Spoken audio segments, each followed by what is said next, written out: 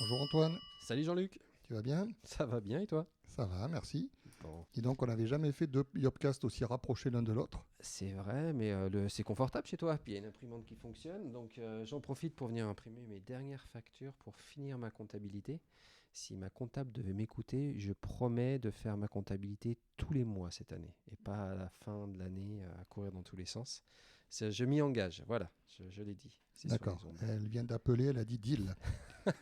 Allez, donne, ça va, c'est fait, c'est parti. Bon, ben, heureux de refaire un Yopcast comme ça. Il y a plusieurs choses à voir dont tu m'as un peu parlé. Alors déjà, on est le 1er février. Et le 1er février, c'est La rentrée. redémarrage officiel de la saison. C'est ça, là, ça y est. On a repris ce matin donc avec les employés qui travaillent avec moi. Donc Maureen qui repart pour un tour, donc qui était là l'année dernière. Ensuite, on a Christelle, ma compagne, qui va venir travailler aussi avec moi. Et on a Jennifer qui nous rejoint aussi pour toute cette année. Donc au total, ça fait, comme j'expliquais, un équivalent temps plein. C'est sur différents types de contrats, un mi-temps ou un mi-temps de mi-temps. Bref, ça arrange tout le monde. Moi, ça m'arrange bien. Et on est reparti pour un tour. Donc ce matin, qu'est-ce qu'on a fait ce matin? Ah bah ce matin, on a nettoyé les fraises. Eh oui, Alors bon, je suis un peu plus rassuré qu'il y a une semaine et demie quand on a discuté. L'enracinement est bon. A priori, les cœurs sont en train de pousser. On a tout nettoyé, c'est-à-dire qu'est-ce que c'est? C'est on a enlevé toutes les feuilles qui commençaient à jaunir, à se sécher, enfin toutes les feuilles qui étaient mortes. Essentiellement à la transplantation. Comme ça permet aux maladies de ne pas s'installer trop rapidement. Et donc j'ai pu les voir de près et ça va. Je pense que j'ai les fesses sorties des ronces. Donc ça, je suis content pour les fraises. Après, on a mis les pédicètes. Les pédicètes, c'est en fait des voiles thermiques. Les fraises ont besoin d'un certain nombre d'heures de froid. Après, passer un certain nombre d'heures de froid, en fait, où là, on les expose au froid de la nuit, au gel de la nuit. Au bout d'un moment, il faut les couvrir pour qu'elles fassent un peu, qu'il commence à y avoir des fleurs et pour qu'elles fassent un peu moins de végétation. Donc là, on a tiré la couverture sur les fraises et on va continuer à les surveiller. Voilà. Mais ça va, elles vont bien.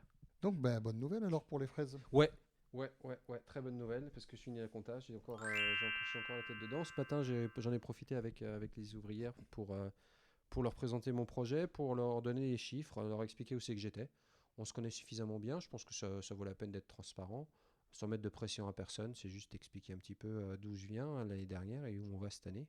Voilà, donc à peu près tout ce qu'on avait expliqué en nouveaux légumes, un objectif financier aussi, et puis voilà, ça vaut la peine, c'est pas de la franchise, mais ça vaut la peine d'être transparent, je trouve, à ce niveau-là. Euh, sans obliger qui que ce soit à faire quoi que ce soit, mais ça permet un petit peu à tout le monde de savoir. Quand je dis j'ai fait un marché à la noix, on comprendra, et quand je dirais que j'ai fait un super mois aussi, tout le monde comprendra ce que ça veut dire. Là, en fait, l'objectif, c'est de faire sensiblement mieux que l'année dernière, et on verra ce que ça donnera. On verra.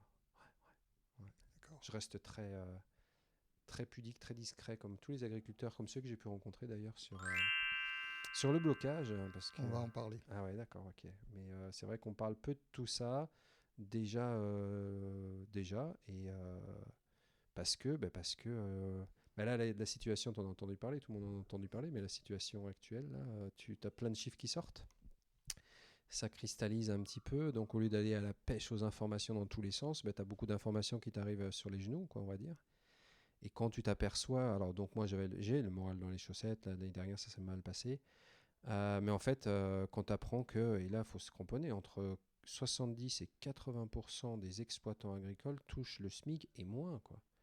C'est un truc, voilà, je le répète, allez, on va dire 70%, donc on va dire les deux tiers, hein, pour reprendre la fourchette basse, qui touchent le SMIC ou rien. Et on parle pas de jeunes installés comme moi qui connaissent pas grand-chose. Quand on parle aussi bien de gros mammouths qui avaient des gros tracteurs sur le blocage, qui font des grandes surfaces cultivées.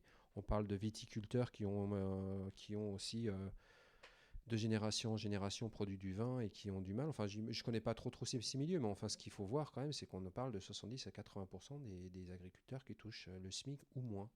Après une année passée, voilà, c'est harassant. Alors, c'est passionnant. On a beaucoup de chance et on aime ce qu'on fait. Je me mets dedans, hein, même si moi je suis un rookie, hein, je suis tout jeune. Hein, moi, je vais entamer ma 6e saison cette année.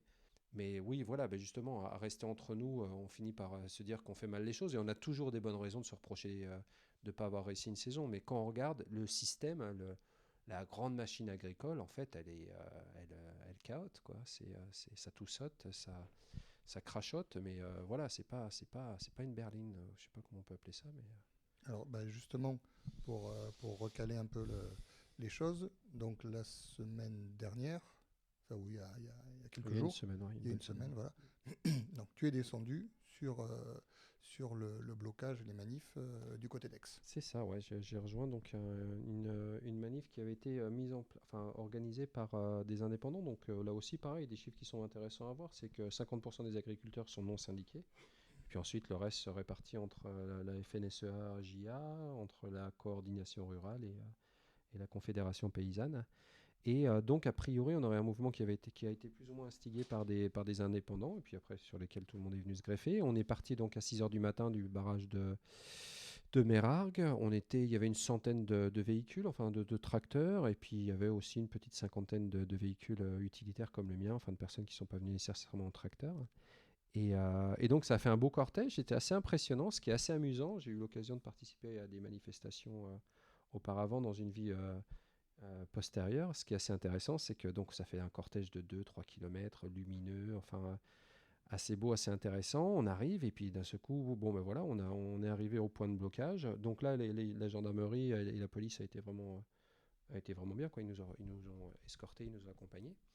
Et on descend en tête de cortège pour, ben voilà, pour faire un peu masse, humainement, on va dire, et puis pour répondre aux questions des journalistes. Et là, on s'aperçoit qu'en fait, ben, il n'y a pas grand monde, quoi. Physiquement, humainement, en fait, c'est juste une personne derrière son énorme tracteur. Donc en fait, on était, on va dire, entre 100 et 150 agriculteurs, donc de l'humain. Et derrière, les énormes machines qui sont derrière, ça m'a assez étonné parce qu'habituellement, une mobilisation de type manifestation, c'est bah, plus on est nombreux et donc on parle rapidement de plusieurs milliers, plusieurs dizaines de milliers de personnes. Là, en l'occurrence, on était une poignée, quoi, une centaine, un peu plus. Et c'est amusant parce que ce format de manifestation, en fait, et c'est le reflet exactement de ce qui se passe dans les champs, c'est-à-dire des grandes machines volumineuses qu'on ne peut pas louper, mais en même temps, derrière, c'est jamais 80 kilos, plus ou moins, qui conduisent ces engins. Il n'y a pas grand monde, il n'y a pas grand monde dans nos champs et il n'y a pas grand monde aux manifestations, finalement. Ouais. Au niveau donc des agriculteurs que tu as rencontrés là, ils venaient d'où? Est-ce que tu as pu discuter avec eux?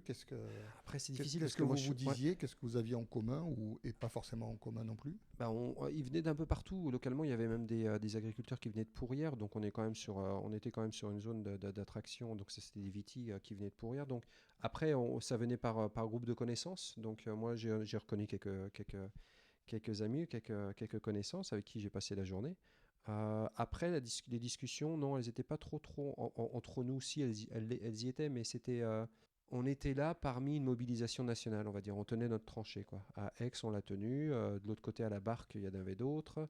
Il y en avait qui se sont même installés à Cavaillon, sur un parking, si je ne me trompe pas, sur un entrepôt Aldi. Et de Lidl? Ou de Lidl, c'est ça. Donc en fait, on faisait tout ce mouvement pour la même cause, mais c'était moins des relations interpersonnelles qu'une relation, enfin une action qu'on va qualifier de nationale Collective. ou collective, ouais. D'accord. Alors après, ça permet de jeter des passerelles et discuter avec des personnes qu'on connaît, mais Mhm. qu'on n'a jamais le temps, avec qui on n'a jamais le temps de discuter, ce qui a été le cas pour moi. Mais, euh, Et mais donc au voilà. niveau des revendications, puisque ça c'est quand même la question qu'on se pose tous pour essayer de comprendre, déjà tu dis le mouvement est parti de jeunes indépendants a priori non syndiqués, donc déjà comment ils sont arrivés à lancer un tel mouvement en n'étant pas justement syndiqués, en n'étant pas sans qu'il y ait un mot d'ordre, on va dire national ou quelque chose comme ça. Et ensuite, à partir de là, quels sont finalement les mots d'ordre réels ou les revendications réelles? Est-ce que c'est trop de normes? Est-ce que c'est ce qu'on entend dire Alors, un je peu sais dans les pas. médias? Ou est-ce que là, il y avait... Moi, si je suis descendu clairement, c'est parce que je m'aperçois quand même que c'est un système qui rapporte, enfin qui fait pas vivre son paysan déjà. Même si j'ai plein de choses à apprendre et plein de choses à me reprocher, je pense qu'au-delà de ça, quand même, il y a des choses qui font que le système est pas, notamment pour les jeunes qui s'installent en tout cas.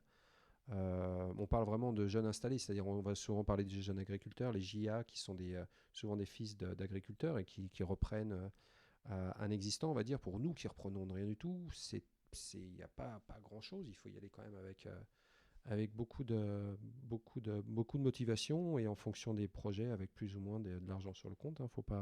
Faut dire ce qu'il est. Je ne veux pas vendre du rêve non plus s'il y a des personnes qui hésitent à se lancer, qu'ils n'hésitent pas à me contacter s'ils ont besoin de plus d'informations. Mais c'est très très très compliqué de s'en sortir financièrement, autant pour les gros que pour...